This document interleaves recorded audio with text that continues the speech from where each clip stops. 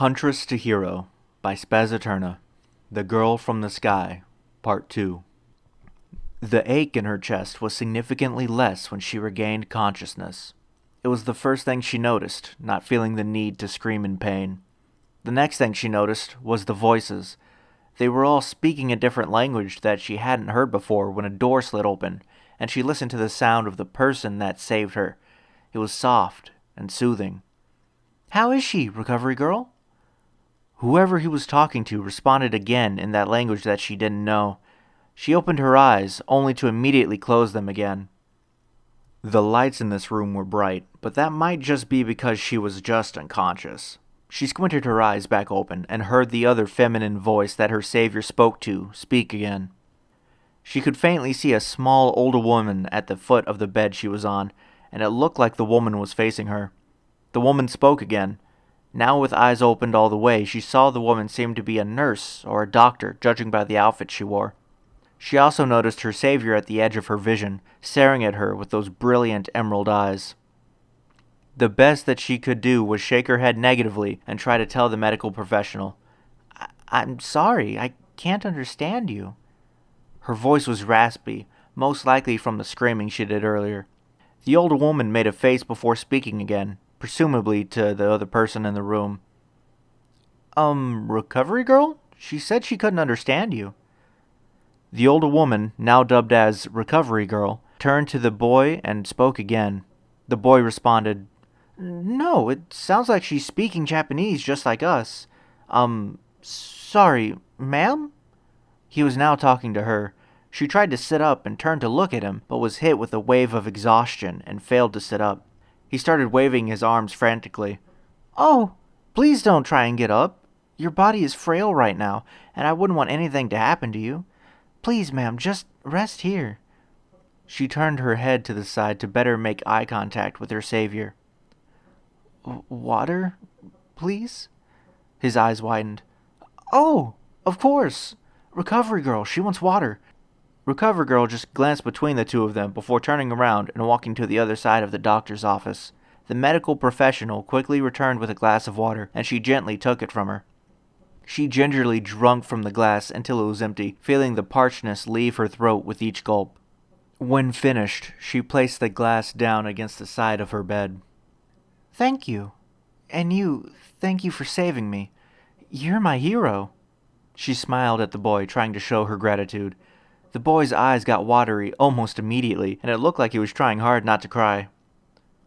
"It's no problem, ma'am. Just doing the right thing." Recovery Girl said something to the boy before leaving the room. Recovery Girl is going to get Principal Nezu, so we can try and help you out. Do you, remember what happened?" She shook her head. "The only thing I remember is my chest hurting, falling, and then you caught me. I don't even know my own name." His eyes were expressive, this time showing a deep sadness in them. "Oh, I'm so sorry, ma'am. I can't exactly do much, but if you need me, I'll be here. I'm not sure why Recovery Girl can't understand you or why you can't understand her, but I'm sure it'll work out in the end." She giggled. I appreciate your enthusiasm. If I may, what is my hero's name? I'd like to be able to refer to you as something other than person who saved me." His eyes widened for just a moment, like he just remembered something important. My name is Deku, the You Can Do It hero." That took her for a surprise. "Wait, so you are an actual hero? You must be super busy. I'd hate to keep you." "Oh, well, I'm just a hero in training, actually. Not officially a hero yet." "Officially? Oh, I forgot. You have amnesia. Well, right now you're at UA Academy, the top hero school in Japan. Most students here are aiming to either become heroes, hero analysts, or support item makers. Ever since quirks came about 200 years ago, crime has been on the rise. So the government decided to make the hero program, people with quirks, to help catch villains and criminals alike. That made a little bit of sense, but just brought more questions. Quirks? Japan?" Deku winced. It'd probably be a bit too much to keep going into detail. A voice spoke up by the door. this one a bit more high-pitched than Recovery Girl's. She turned her head and saw what seemed to be a mouse bear person. It spoke again and waved to her. She just shook her head. I'm sorry, but I can't understand you either. Ah, Principal Nezu. She says she can't understand you either. She doesn't remember her name and doesn't know about heroes, quirks, or even Japan. Well, she was able to infer that Japan was at the very least a city, or even a country. She must have been distracted, as Deku spoke up again. Yes, sir, for some reason I can understand her, and she can understand me, but no one else seems to be able to understand her. There was a response. It might be. I was diagnosed quirkless several years ago, but this could be my original one. I've never had any issues with languages before, so it might just automatically translate my words to everyone's primary language. He brought a hand up to his chin and continued to mutter. That was kind of adorable, how he just zeroed in on that one topic and put all of his focus into it. He seemed to realize he was muttering, though, as he gave a start. Principal Nezu, what are we going to do with her? If even you don't have a clue about what language she might be using, we can't exactly let her go with no way of knowing what anyone's saying, and if she gets into trouble, she can't exactly call for help. The mouse bear person spoke again, and then walked away. Deku, who had his hand reached out, slowly lowered it. Okay, ma'am, if it's okay with you, I can take you to a place for you to stay. At least until we can try and start getting your memories back. Would that be acceptable? I don't have much of an option, do I? She gave a sad smile. I'm sorry for being an inconvenience. Deku seemed upset at that. You're not an inconvenience, it's just, sorry, I'm not the best with girls. Oh, that would explain how he was acting. She giggled. You're doing great so far, so where are you taking me? Well, here on campus we have dorms.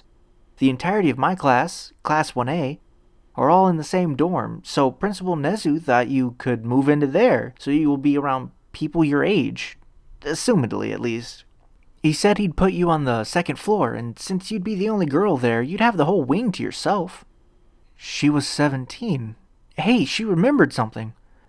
Deku, I remembered something. I'm 17. He smiled, and she felt her chest warm up. That's great. We're all around the age of 16 to 17, so you'll fit right in. If you'd like, Nezu did say that you'd be free to go around campus once we get you settled, so we can head on over and get you set up with a bed. She tried to get up, but failed again. It had only been a few minutes, so she thought she could have gotten up by now. Oh, is there maybe a wheelchair? Or some crutches I could use? I don't think I can walk on my own right now. Sorry. Don't be. If you'd like, I can carry you. It'd be faster that way. She was about to object, but thought about it for a second. The boy did catch her while she fell from the sky, presumably got her to this academy too, so it really might be okay. I don't mind. Are you sure, though? I don't want to be a burden for you. Deku smiled confidently, and it was like when he caught her again, the same smile that showed him as competent and fully capable. I think I can manage. I've had to carry a few dishwashers and fridges, so a person shouldn't be an issue. He still didn't move, though. Was he waiting for her consent? Such a gentleman. All right, I trust you, Deku. He walked up to her bed before his face turned red. I'll apologize beforehand in case I touch you inappropriately. Well, your chariot awaits. He squatted slightly and slid his arms beneath her legs and just under her shoulders before standing up. She gave a start at the sudden lack of surface below her before smiling. He made it seem effortless. Impressive, Deku. The hero gave a nervous chuckle. Hold on tight, okay? She nodded before he walked to the open window. She heard the voice of Recovery Girl behind her. Deku responded, Sorry, Recovery Girl, just following Nezu's orders. With that said, he glowed once more with bright green electricity and launched them both through the window into the sky. This breeze was infinitely better than the howling winds from the fall, even though they were moving just as fast. Maybe it was better because she didn't feel like she was dying this time? The wind whipped through her hair, and she felt giddy, laughing as they landed and jumped again. It only took another jump before they reached a building with a giant sign that said 1A Alliance on it. Well, welcome to your new temporary home. He walked up to the door and kicked it gently. She faintly heard a voice on the other side. Deku turned around so his back was to the door and yelled, "It's Deku! Civilian in tow, so using designated hero names." She heard a scramble behind him, and the door swung back. The person who opened the door was male and had crimson hair nearly similar to hers. He had a huge smile, which also showed his sharp, jagged teeth, almost like a shark's. He said something, loudly, which was most likely a greeting, so she tried to be polite and waved to him. "Ma'am, this is Red Riot." He sang hello. "Riot? She can't understand anyone but me. I'll tell you more about it later. Can you get Creaty for me? We'll be on the second floor in the girls' wing." She saw Red Riot nod and gave her a smile and wave before moving, presumably getting this Creaty. "He looks nice," she commented. Deku laughed in response. "Red Riot is probably the epitome of warmth. If you ever need anything when I'm not here, you can trust him. You can trust nearly all of us, but Red Riot is who I'd recommend above anyone else." She glanced over Deku's shoulder and saw Red Riot tearing up, most likely touched by Deku's words. "I think he heard you," she giggled. Deku's face turned red in embarrassment and picked up the speed. They almost made it to the elevator when she heard a loud, angry scream. She flinched at the sudden noise. Ground Zero! Civilian! Don't scare her! If you have a problem with it, go talk to Nezu." All ambient sounds in the dorm died at Deku's outburst. The elevator door opened and he stepped in before hitting the button for the second floor. As the door slid shut, he shuddered and looked like he was about to have a panic attack. "Deku?" He jumped and nudging her in his arms. "Sorry, that was Ground Zero. He's one of the strongest here. He's just a little explosive in his temperament." He didn't look like he wanted to talk about it. The elevator dinged and the door slid open. Once they were out of the elevator, she gave a sigh of relief. She didn't know why, but the elevator gave her a bad feeling. He took a right and stopped at the first door that appeared. "Well, here we are. Home sweet home."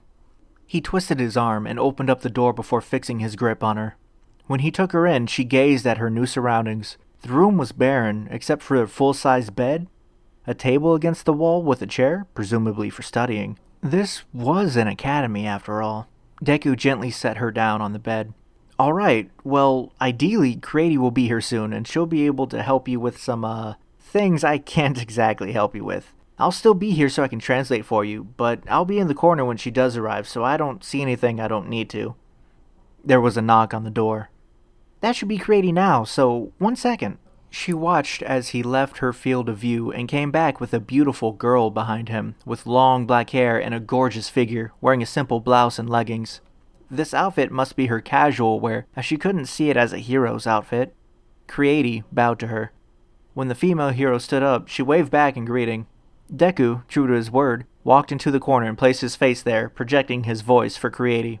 "Hello, ma'am. I'm Creaty, the everything hero.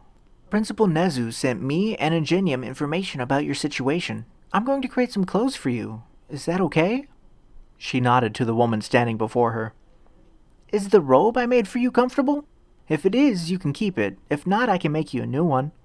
She nodded again. Creaty smiled.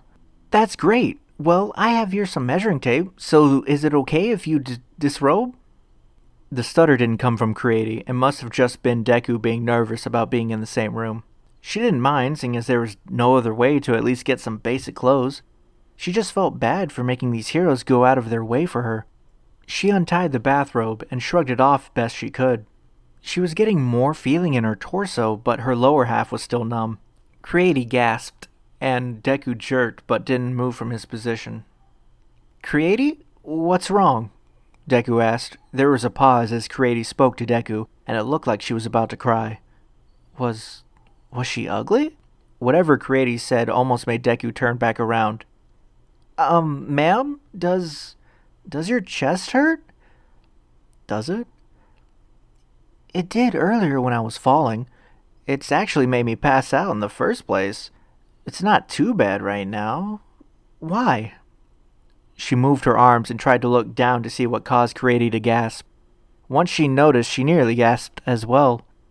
Smack dab in the center of her chest, near the top of her cleavage, there was a spiderweb of black and gold around the size of her fist. Oh, that's not supposed to be there. She doesn't remember what happened, Creaty. Recovery Girl did heal her, though, so it's not life-threatening, whatever it is. As Deku spoke, the gold went into the black, and the black pushed against the gold. It was kind of surreal seeing that. Whatever happened to her, it explains the pain she felt when she woke up in the sky. As she looked away, she saw Creaty's look of worry. Tell her I'm okay, Deku. Please? It's getting kind of cold in here. She tried to joke as she smiled at the female hero. Deku translated for her, and Creaty looked her in the eyes, trying to send her a message that she just didn't comprehend. Eventually, she did nod and began taking her measurements. Once she was done, Creaty lifted up her shirt and revealed her toned stomach. Before she could question either her or Deku, Creaty's stomach began to glow a soft purple and sparkled. Once the color and sparkles vanished, what fell into Creaty's waiting hands were a full set of clothes, consisting of black leggings, a beige shirt, a tan jacket, and some white underclothes. She smiled in appreciation as she took the clothes from Creaty and put them on. They all fit perfectly and felt fantastic to the touch. Thank you, Creaty. Deku smiled and translated for her. Is it okay if I turn around now? Yes, I am decent. She smiled when he turned around and watched as he nodded approvingly of the outfit. Nice job, Creaty. The other hero turned to Deku and said something, giving him a pointed look. He nodded. She says that if any of the boys give you any trouble, come and get her. She's on the 5th floor. Once you get a phone, we'll put all of our numbers in so you can message us if you need us. She also says if you have any female issues, to come to get any of the other girls so they can help. Creaty waved at her before turning to leave. She stopped, though, when she got to the door and turned to look back at her. Oh, that's a good question. I'm sorry I never thought of it sooner.